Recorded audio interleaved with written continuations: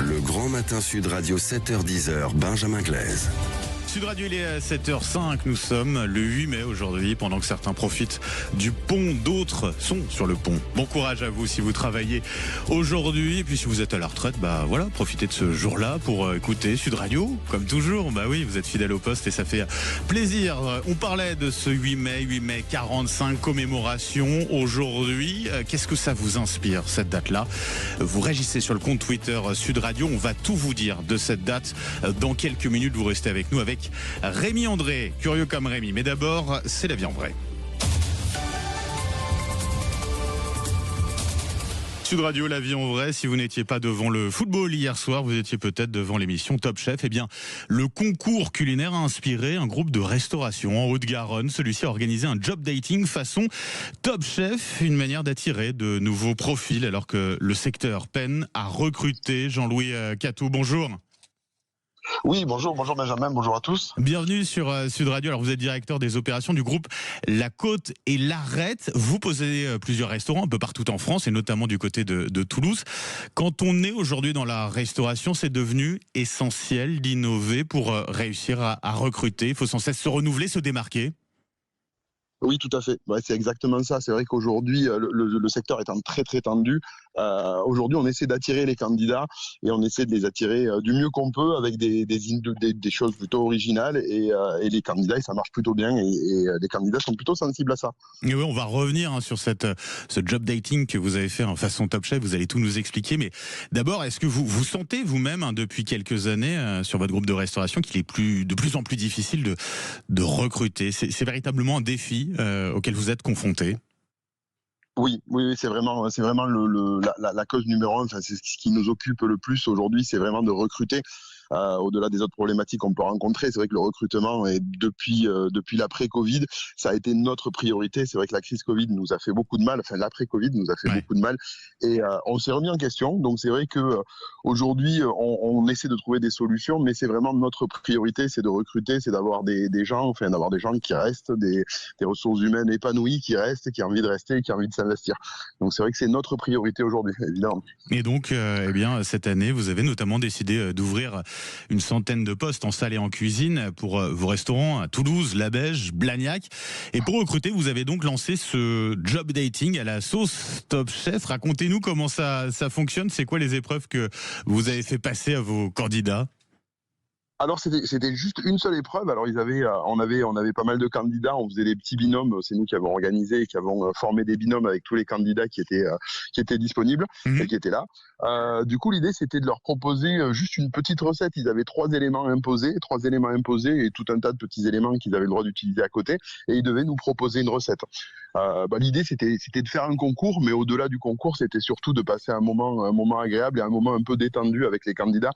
Enfin, qui se livrent du mieux qu'ils peuvent dans une ambiance un peu détendue et plutôt bon enfant, plutôt que on va dire l'entretien classique, l'entretien classique en face à face, quoi. Bon, après un concours comme ça peut aussi être une source de stress, non? Je sais pas comment l'ont vécu ces candidats que vous aviez. Alors on les a mis très très à l'aise.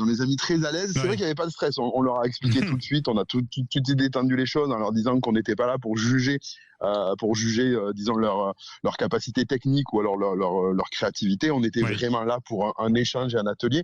C'est vrai qu'on les a mis très à l'aise. On a énormément parlé avec eux et ils ont tous plutôt bien joué le jeu. Et puis en fait, ils se sont pris au jeu parce que ça leur plaisait. Mais justement, l'émission de Top Chef ayant cette renommée maintenant aujourd'hui, ça leur a plu en fait de se mettre dans la peau d'un candidat. Mais oui. Évidemment, ouais. Du coup, ça leur a plu de se mettre dans la peau d'un candidat et de vivre ce truc. Donc, du coup, ils étaient bizarrement hyper détendus. Très détendus. En tout cas, c'est vrai que c'est une démarche plutôt originale, Jean-Louis Catou. Vous pensez que la formule a permis d'attirer des profils qui n'auraient peut-être pas postulé sur des entretiens, on va dire, plus classiques? Alors oui, la formule avait plusieurs. Oui, alors on a des candidats qui sont venus par curiosité. On a des gens qui n'étaient pas à la recherche d'un emploi et qui étaient déjà en poste et qui sont venus par curiosité et qui nous l'ont dit, moi je suis venu parce que j'avais envie de voir ce que c'était, et on a réussi alors on va pas piquer des salariés aux copains, mais bon, ils sont venus nous voir, ils nous ont découvert, ils ont apprécié l'état d'esprit, ils ont apprécié la philosophie du groupe et du coup, il y a des candidats qui sont venus pour ça et ça a amené des candidats qui ne seraient pas venus à un job dating classique, je pense. Ouais, tout à fait. Ouais. Ça a marché au final. Vous avez réussi à embaucher sur chacun des postes. Il y en avait beaucoup, une centaine, c'est ça? Oui, une centaine. Alors on a de toute façon toujours énormément de postes. Vous savez, comme vous le disiez en début de propos. C'est un gros groupe. Et puis c'est un domaine qui est très tendu. C'est vrai qu'aujourd'hui on a en permanence des offres d'emploi et on est toujours à la recherche de main d'œuvre parce que on a du turnover comme partout et on a toujours des personnes qui s'en vont, qui reviennent. C'est un métier qui est très volatile. Du coup, c'est vrai qu'on a toujours cette recherche. On a réussi à trouver sur tous les candidats. On n'a pas les 100 postes, mais on a réussi à trouver quelques candidats avec quelques pépites. Ouais. Quelques pépites.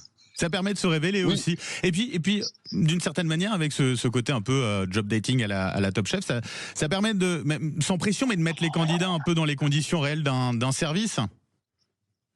Disons qu'on analyse, alors au-delà du service, c'est vrai qu'on analyse plus leur savoir-être, c'est-à-dire que savoir-être et puis c'est ce qui est le plus important aujourd'hui, le savoir-être. C'est ce qui est le plus difficile à avoir.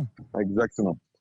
Ouais, exactement. C'est tout à fait ça. Aujourd'hui, c'est vrai que l'entretien face à face nous amène à, on va pas dire un jeu de dupes, mais on est là, le candidat est là pour se vendre, on a juste un CV devant les yeux. Il y a des candidats qui se vendent très bien, il y en a d'autres qui savent pas du tout se vendre et ça veut pas forcément dire que c'est les bons candidats.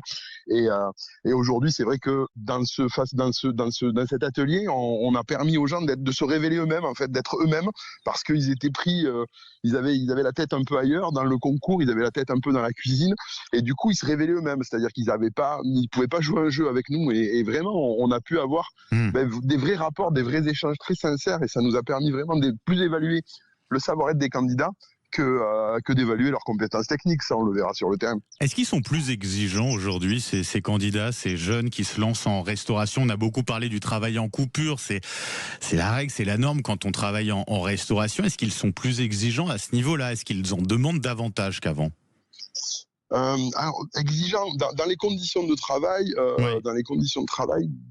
oui et non. On va dire que, moi j'ai l'impression. Après voilà, parce qu'on a fait quand même pas notre mea culpa, mais on a fait notre révolution. Et aujourd'hui, on s'est dit qu'il fallait qu'on soit un peu plus bienveillant. Et aujourd'hui, ce qu'ils demandent, on a l'impression qu'aujourd'hui c'est normal. C'est vrai qu'au-delà, les exigences sont plus dans la bienveillance, dans l'écoute, dans la compréhension. Aujourd'hui, c'est vrai qu'il y a 10 ans, un salarié qui nous demandait un week-end parce que il devait partir en week-end avec sa copine.